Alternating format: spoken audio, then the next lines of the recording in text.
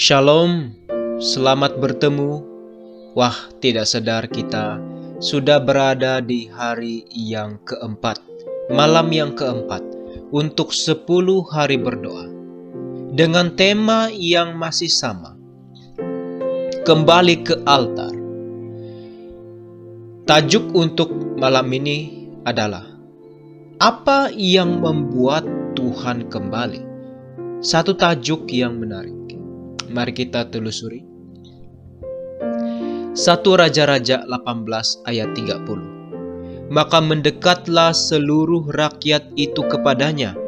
Lalu ia memperbaiki mezbah Tuhan yang telah diruntuhkan itu.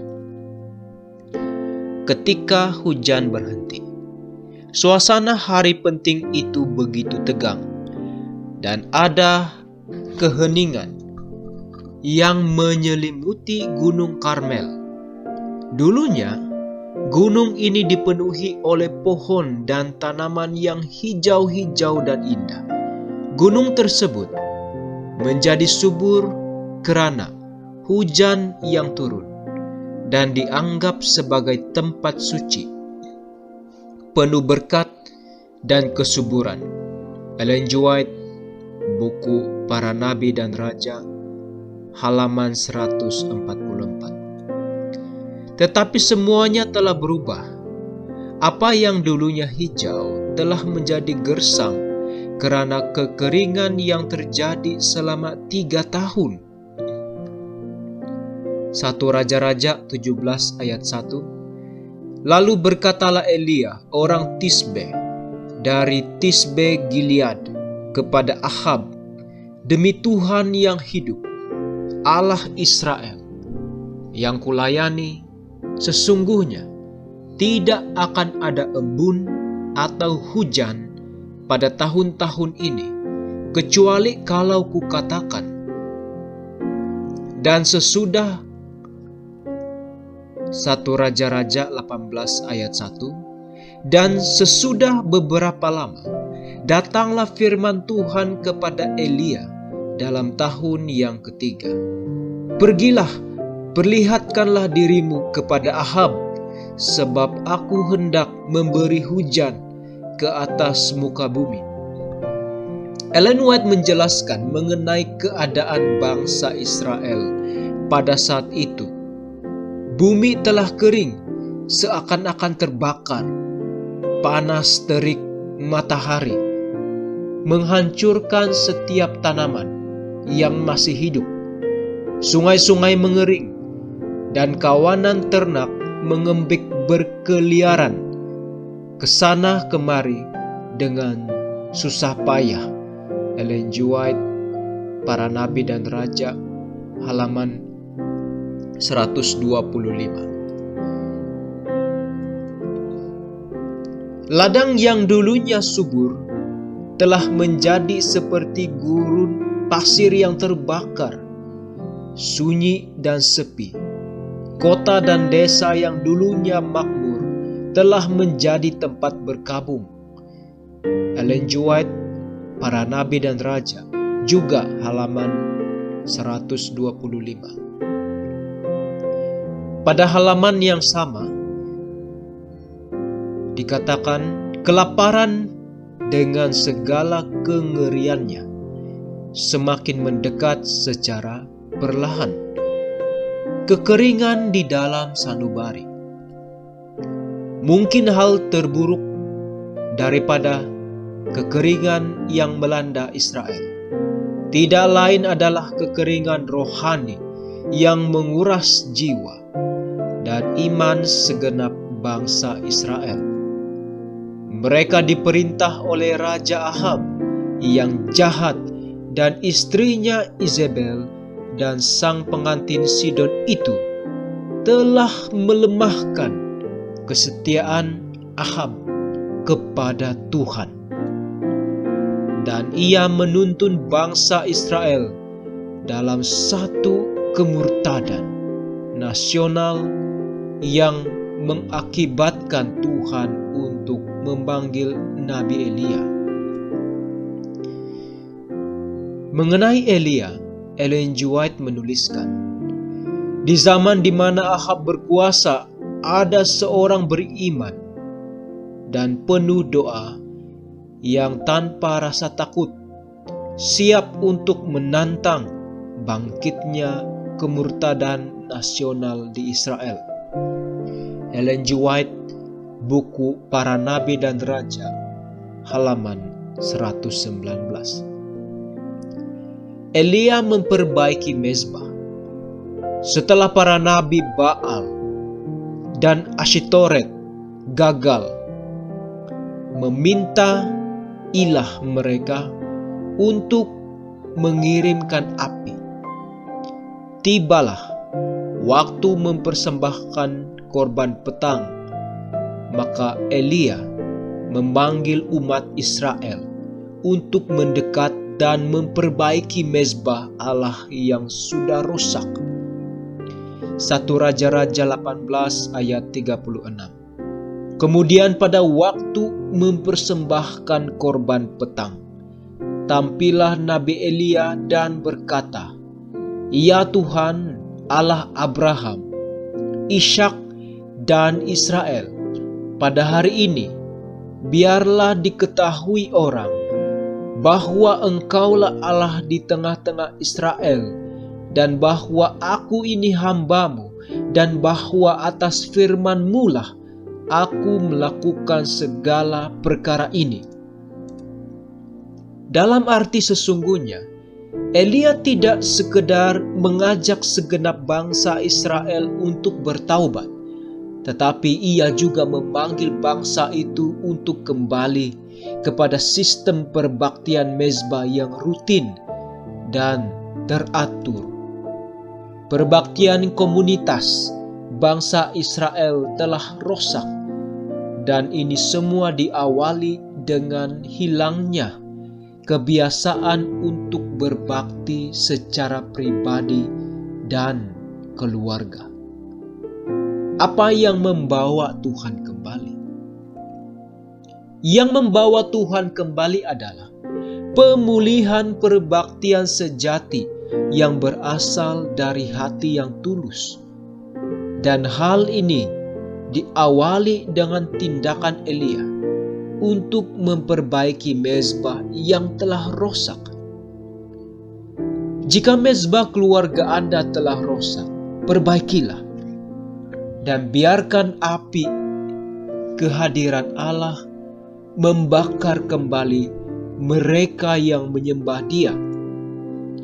1 Raja-Raja 18 ayat 30, maka mendekatlah seluruh rakyat itu kepadanya. Lalu ia memperbaiki mezbah Tuhan yang telah diruntuhkan itu. Baik, itulah pelajaran malam yang keempat telah kita bacakan.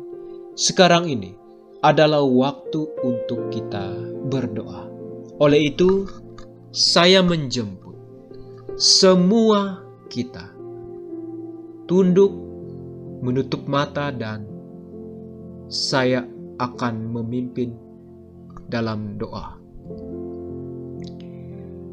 Ya Tuhan Maha Besar, Bapa kami yang bertakhta di sorga, Engkau adalah yang awal dan yang akhir, yang ada, yang sudah ada, dan yang akan datang, yang Maha Kuasa. Bapa di sorga, kami bersyukur karena Tuhan telah memberikan berkat atas hidup kami. Engkau telah banyak melakukan kebaikan dalam hidup kami. Meskipun kami ini manusia berdosa, tetapi Tuhan mencari cara bagaimana untuk memberkati hidup kami. Yang terbesar adalah Engkau tetap membuka pintu pertaubatan, supaya kami yang telah berdosa ini masih ada kesempatan. Selagi kami hidup, selagi kami memiliki kesadaran, kami dibuka peluang untuk kembali berdamai dengan surga dan Bapa. Diampuni dosa-dosa kami. Terima kasih ya Tuhan untuk hakikat yang indah ini. Bapa di surga, kami memohon ampun atas dosa-dosa kami. Sekarang ini kami akan mengambil waktu yang senyap untuk memohon keampunan atas dosa-dosa kami.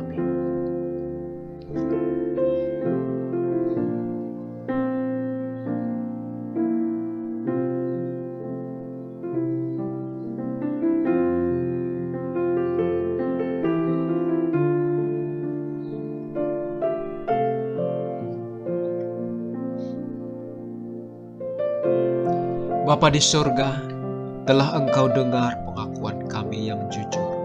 Terimalah itu dan ampunilah dosa-dosa kami melalui jasa pengorbanan Yesus di atas kayu salib.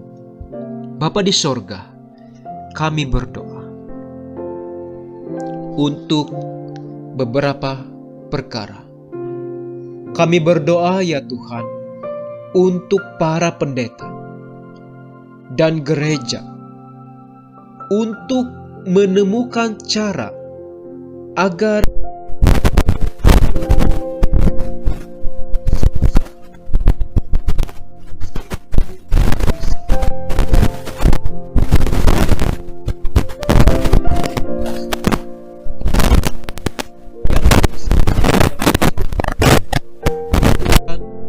kiranya secara rohani.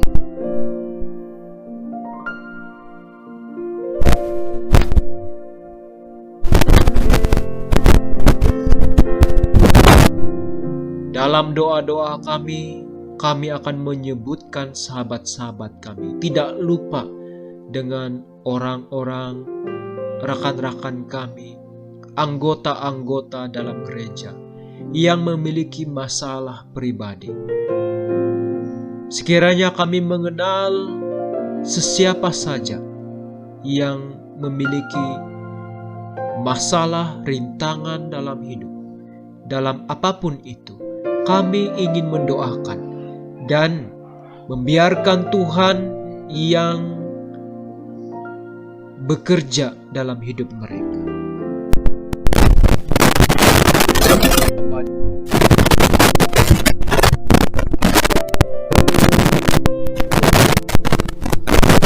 Terutama anak-anak muda.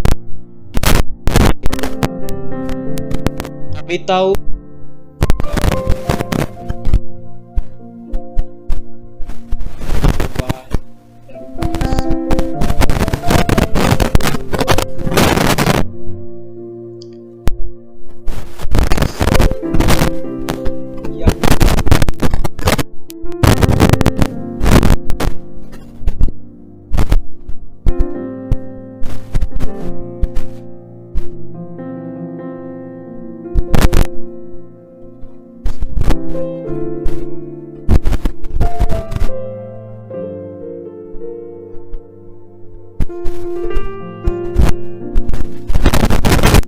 seperti apa yang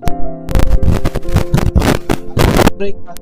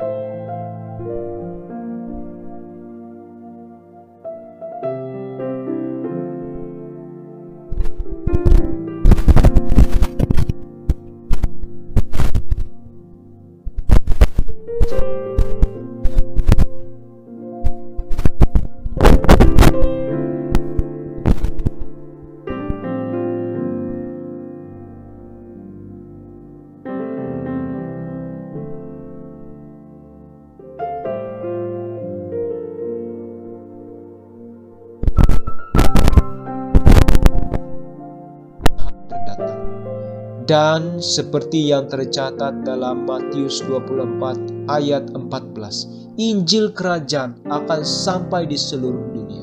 Itu adalah janji Tuhan. Kami yakin dengan nubuatan itu akan terlaksana seperti yang tertulis. Oleh itu ya Tuhan, gunakanlah kami untuk bersatu dalam gerakan ini. Bapa di sorga, yang terakhir adalah kami memohon agar satu persatu keperluan kami Engkau menjawabnya sesuai dengan kehendak Tuhan. Mana satu yang harus kami terima dan mana satu yang harus kami ketepikan. Kami menerima semua jawaban dari Tuhan. Daripada semua segi pergumulan hidup kami serahkan di kaki Yesus. Dan biarkanlah Yesus bekerja melalui Roh Kudus dalam hidup kami. Sehingga Tuhan datang, kami menerima berkat Tuhan di atas.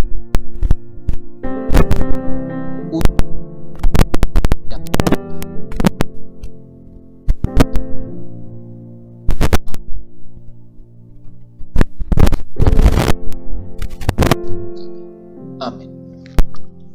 Demikianlah sahabat-sahabat, pada malam ini kita akan lanjutkan 10 hari berdoa untuk hari yang kelima, malam yang kelima pada malam esok. Tuhan memberkati, selamat malam.